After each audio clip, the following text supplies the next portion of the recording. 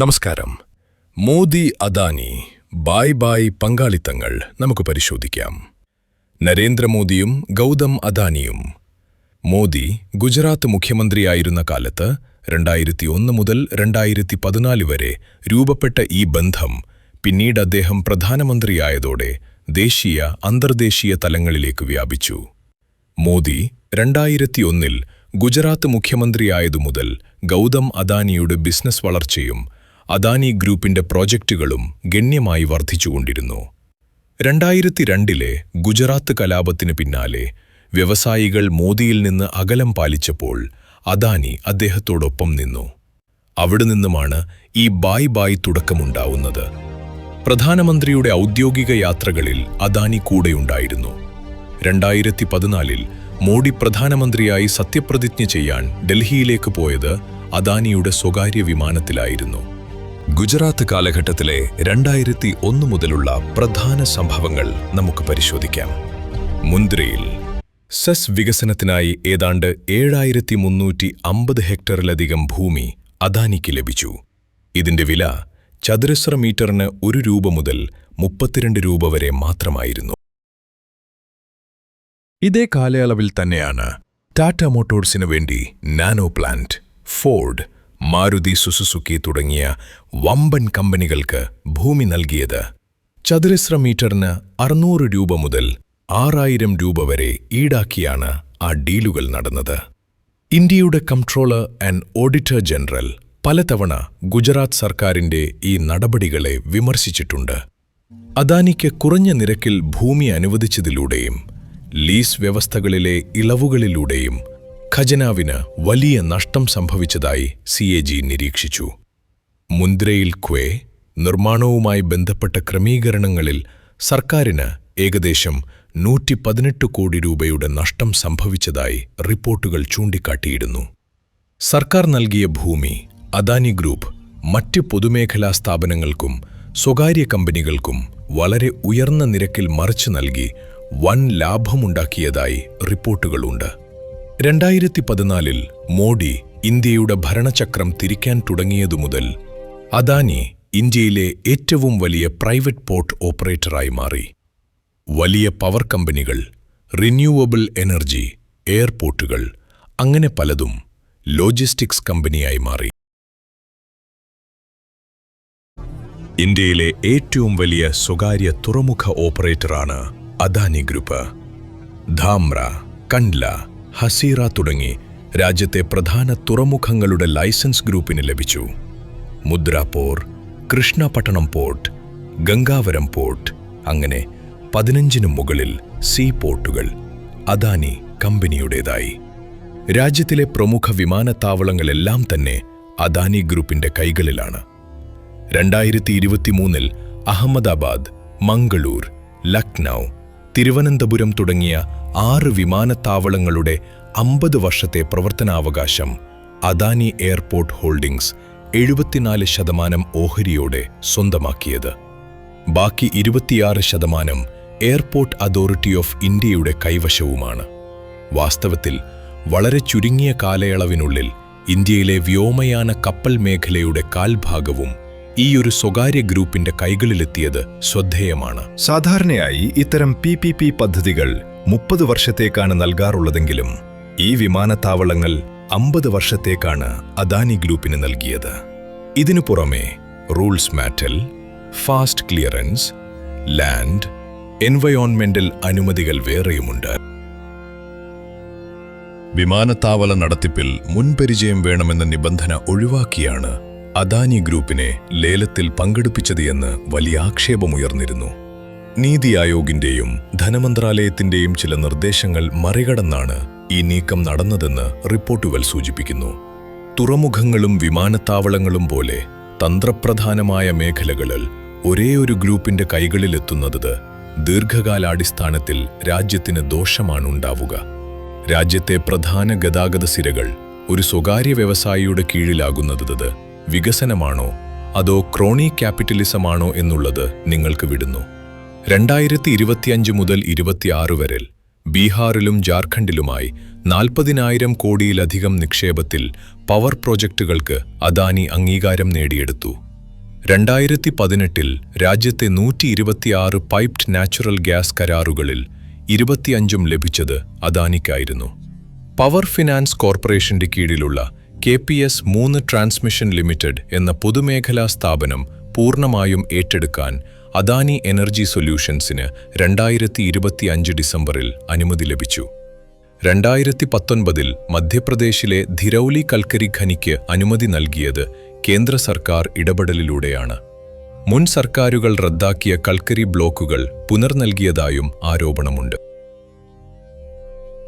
മറ്റുള്ള മേഖലകളിൽ അദാനിയുടെ സ്ഥാനം. Gas distribution. രാജ്യത്തെ പല സിറ്റികളിൽ ഹൈവേകൾ, സോളാർ പാർക്കുകൾ, ഡിഫൻസ് ഇൽബിറ്റ് ഡ്രോണുകൾ, അങ്ങനെ പല മേഖലകളിലായി അദാനി ഗ്രൂപ്പ് യഥേഷ്ടം വിഹരിക്കുന്നു. അദാനിയുടെ ഇന്ത്യയിലെ പൊതുമേഖലാ ബാങ്ക് വായ്പകളും നിക്ഷേപങ്ങളും മറ്റും അറിഞ്ഞാൽ എന്താണ് രാജ്യത്തിൽ നടക്കുന്നത് എന്ന് നമ്മൾ ആലോചിച്ചു പോകും. മറ്റ് ലോകരാജ്യങ്ങളിൽ അദാനിക്ക് വലിയ രീതിയിൽ തിരിച്ചടികളുണ്ടായി.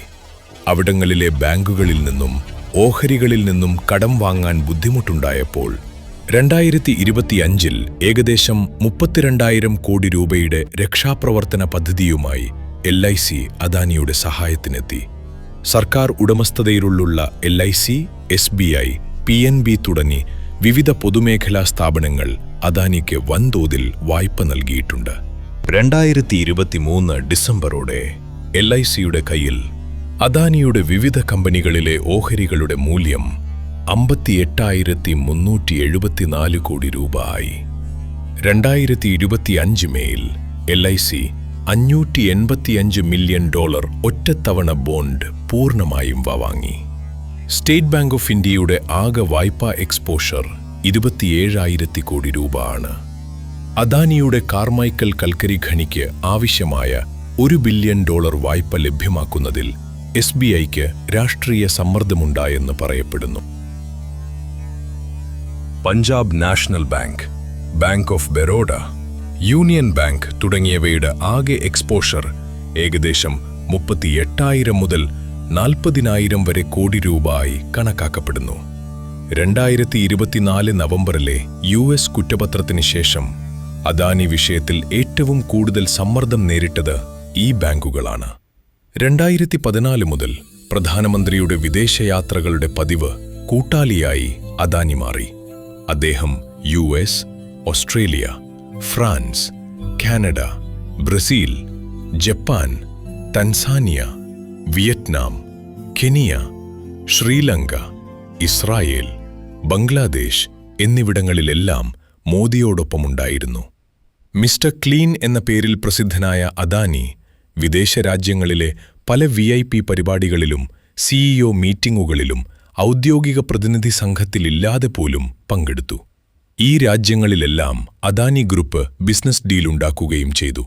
മോദിയുടെ സന്ദർശനങ്ങൾക്ക് തൊട്ടുപിന്നാലെ വമ്പൻ വിദേശ കരാറുകൾ അദാനിക്ക് ലഭിക്കുന്നതായി വിമർശനമുണ്ട്. 2025 കണക്കനുസരിച്ച് മോദിയുടെ 55-ലധികം വിദേശയാത്രകളിൽ നിന്ന് നേരിട്ട് ഗുണഭോക്താവ് അദാനിയാണെന്ന് കണക്കുകൾ പറയുന്നു. ഇന്ത്യയിലെ സർക്കാർ തങ്ങളുടെ അയൽ രാജ്യങ്ങളുമായും മറ്റ് സുഹൃദ് രാജ്യങ്ങളുമായും നടത്തുന്ന നയതന്ത്ര ചർച്ചകളിൽ ഇന്ത്യൻ കമ്പനികളെ പ്രത്യേകിച്ച് അദാനിയെ മാത്രം പ്രോത്സാഹിപ്പിക്കുന്നു എന്നത് വസ്തുതയാണ്. ഇത് വിദേശ നയത്തിന്റെ ഭാഗമാണെന്ന് സർക്കാർ വാദിക്കുമ്പോൾ ഒരു പ്രത്യേക ഗ്രൂപ്പിനു മാത്രമായി ഇത് പരിമിതപ്പെടുന്നു എന്നതാണ് ഇതിലെ ഏറ്റവും വലിയ കൗതുകവും വിമർശനവും. ശ്രീലങ്കയിലും കെന്യയിലും അദാനി ഗ്രൂപ്പിന്റെ സാന്നിധ്യത്തിനെതിരെ വലിയ ജനകീയ പ്രതിഷേധങ്ങളും നിയമപോരാട്ടങ്ങളും നടന്നിട്ടുണ്ട്. അമേരിക്കയിലേക്ക് അദാനിക്ക് പ്രവേശിക്കാൻ സാധിക്കില്ല, കാരണം നിലവിൽ കേസുകൾ നടക്കുന്നു. ഈ കേസിൽ ഇന്ത്യൻ സർക്കാർ മൗനം പാലിക്കുന്നു. പല രാജ്യങ്ങളിലും അധികാരമാറ്റമുണ്ടാകുമ്പോൾ അദാനിയുമായുള്ള കരാറുകൾ പുനഃപരിശോധിക്കപ്പെടുന്നത് ഒരു സ്ഥിരം പാറ്റേണായി മാറിയിട്ടുണ്ട്. അതിരുകടന്ന സഹായങ്ങളോ അതോ വ്യവസ്ഥാപിത തകരാറുകളോ?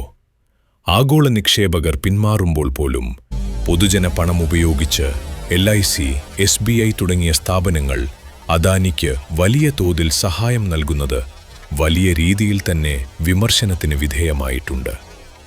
LIC, പൊതുമേഖലാ ബാങ്കുകൾ എന്നിവയിലെ ദശലക്ഷക്കണക്കിന് ചെറുകിട നിക്ഷേപകരുടെയും പോളിസി ഉടമകളുടെയും പണത്തിന് വലിയ റിസ്ക് ഉണ്ടെന്നാണ് വിദഗ്ധർ ചൂണ്ടിക്കാട്ടുന്നത്.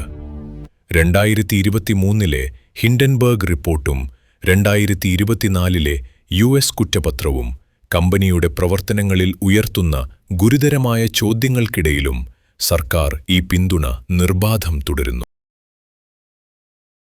മോദിയും അദാനിയും തമ്മിലുള്ള ഈ അടുത്ത ബന്ധം ഇന്ത്യയിലെ ക്രോണി മുതലാളിത്തത്തിന്റെ ജ്വലിക്കുന്ന ഉദാഹരണമായി തന്നെ കാണാൻ സാധിക്കും. ശക്തരായ വ്യവസായികളും രാഷ്ട്രീയക്കാരും തമ്മിലുള്ള ഇത്തരം അടുത്ത ബന്ധങ്ങൾ സുതാര്യമായ മത്സരത്തെ ദുർബലപ്പെടുത്തുന്നു. സർക്കാർ നയങ്ങൾ രാജ്യത്തിന്റെ പൊതു താൽപര്യത്തേക്കാൾ ഒരു പ്രത്യേക കോർപ്പറേറ്റ് താൽപര്യത്തിന് അനുസൃതമായി മാറിക്കഴിഞ്ഞിരിക്കുന്നു. ഹിൻഡൻബർഗും റിപ്പോർട്ടും തുടർന്നുള്ള US നീതിന്യായ വകുപ്പ് കുറ്റപത്രവും അദാനി ഗ്രൂപ്പിനെതിരെ ഗുരുതരമായ ആരോപണങ്ങൾ നിലവിലുണ്ട്. ഇത്തരം ആരോപണങ്ങൾ വിഷയങ്ങൾ വിശ്വസനീയമായി അന്വേഷിക്കുന്നതിൽ രാജ്യത്തെ സർക്കാർ സംവിധാനങ്ങൾ പരാജയപ്പെടുന്നത് സമ്പന്നരും ശക്തരുമായവർക്ക് എന്തുമാവാമെന്നുള്ള സന്ദേശം പൊതുജനങ്ങൾക്ക് നൽകും. ഇത് നിയമസംവിധാനത്തിന്റെ തകർച്ചയെ ഗൗരവമായി ബാധിക്കും. ഇത്തരം ബന്ധങ്ങൾ രാജ്യത്തിന് വരുത്തിവെക്കുന്ന ഗുരുതരമായ പ്രത്യാഘാതങ്ങൾ മനസ്സിലാക്കേണ്ടത് ഓരോ പൗരന്റെയും കടമയാണ്. ഇതൊരു ഗ്രൂപ്പിന്റെ മാത്രം പ്രശ്നമല്ല, നമ്മുടെ സിസ്റ്റത്തിന്റെ പ്രശ്നമാണ്. ജനാധിപത്യ നിരീക്ഷണം, പത്രമാധ്യമ മീഡിയ സ്വാതന്ത്ര്യം, കോടതികൾ, ചോദ്യങ്ങൾ ചോദിക്കാനുള്ള അവകാശം രാജ്യത്തിൽ ശക്തമായാൽ മാത്രമേ ഈ സന്തുലനമൊക്കെ ഉണ്ടാവുകയുള്ളൂ. അടുത്തൊരു വിഷയവുമായി വീണ്ടും വരാം.